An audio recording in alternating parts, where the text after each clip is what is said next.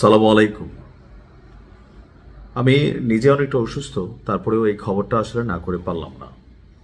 রাজনীতির নোংরা খেলায় ঝরে গেছে বাংলাদেশের আরো একটি উজ্জ্বল নক্ষত্র উসমান হাদি।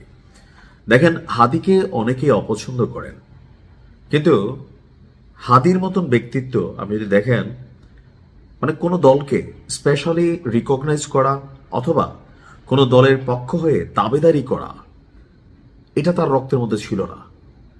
হাদিকে যারা গুলি করেছেন, যারা তাকে হত্যার পরিকল্পনা করেছেন, তারা আসলে কে, কোন দলের, কোথায় থেকে এই মাস্টার প্ল্যান করা হলো, সেটা কিন্তু এখনো প্রশ্ন।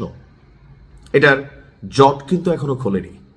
তো আপনারা সকলে জানেন যে হাদির উন্নত চিকিৎসার জন্য তাকে সিঙ্গাপুরের একটা নামি দামি হাসপাতালে পাঠানো হয়েছিল, আর সেখান থেকে পরবর্তী সময়ে তার অবস্থা যখন খারাপ হয়, আমরা শুনেছিলাম যে যুক্তরাজ্যে তাকে চিকিৎসার জন্য পাঠানো হবে। কিন্তু তার শারীরিক অবস্থা এতটাই খারাপ ছিল যে তাকে যে এয়ার অ্যাম্বুলেন্সে করে যুক্তরাজ্যে নেওয়া যাবে, আসলে ওই পরিস্থিতি ছিল না। তো অ্যাজ এ রেজাল্ট সিঙ্গাপুরের এই হাসপাতালেই হাদি আজকে শাহাদাত বরণ করেছেন বলে আমরা মনে করি।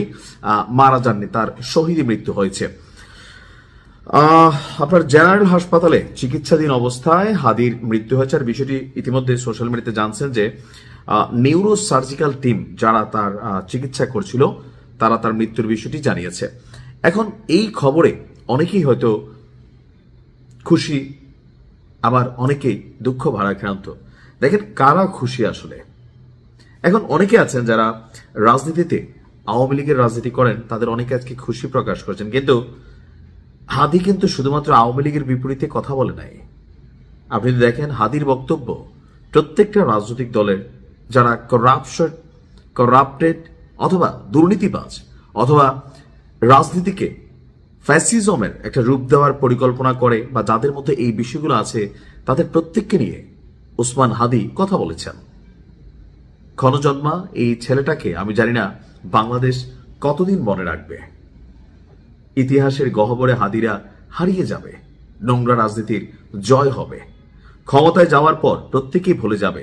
এনসিপি বলেন আর অন্যান্য দলগুলা বলেন, হয়তোবা একই অবস্থা। যাদের রক্তের উপরে একটা বিজয় অর্জিত হয়, তাদের বিরুদ্ধে একটা সময় মানুষের অবস্থান তৈরি হয়। আজকের দিনে আপনি দেখেন 1971 নিয়ে কি পরিমাণ নোংরা খেলা হচ্ছে। 71 নিয়ে হচ্ছে না, তো 24কে যারা দ্বিতীয় মুক্তিযুদ্ধ মনে করেন, 24কে যারা জুলাই বিপ্লব মনে করেন, এই 24ও একসময় দেখবেন এদেশের নোংরা রাজনীতিতে আবার একসময় এটাও নেগেটিভ একটা অধ্যায় তৈরি হবে। আজকে হাদি আজকের দিনে বীর।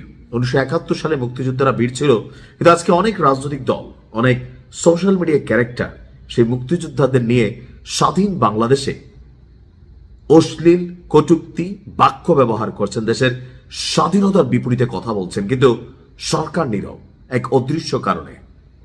তো আজকে যে 24 ভাই হাদিরা যারা আজকে মারা গেছে, সময়ের বিবর্তনে, সময়ের ব্যবধানে তাদেরকেও ইতিহাস ভিলেন বানিয়ে দিবে, এদের বিরুদ্ধেও কথা বলা হবে, আর সেই দিনও কোন একটি গ্রুপ হাততালি দিবে। বাংলাদেশে একটা কথা আছে, ডিম পারে হাসে, খায় বাগদাসে।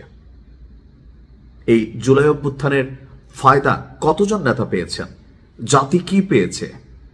শেখ হাসিনার বিদায়ের পর যারা এই এনসিপির আমাদের যারা নেতারা ছিলেন, হাদিদের মূল্যায়ন কেন হলো না? আমি অনেক প্রশ্নের উত্তর খুঁজি। আমরা চাই বাংলাদেশ পরিবর্তিত হোক, কিন্তু আপনি আজকের দিনে দাঁড়িয়ে পরিবর্তনের কোনো আশা কি দেখেন? কথা বলতে ভয় হয়, কখন যেন আত্মায়ের বুলেট হয়তো আমার এই মস্তিষ্ক ভেদ করেও চলে যেতে পারে। কখন যেন প্রশাসনের খড়গ আমাদের এই জবানকে বন্ধ করার জন্য চেষ্টা করতে পারে। বাংলাদেশ ভালো থাকুক, ওপারে ভালো থাকুক হাদিরা, আর জাতির জন্য দোয়া, আল্লাহ জাতিকে হেদায়েত দান করুক।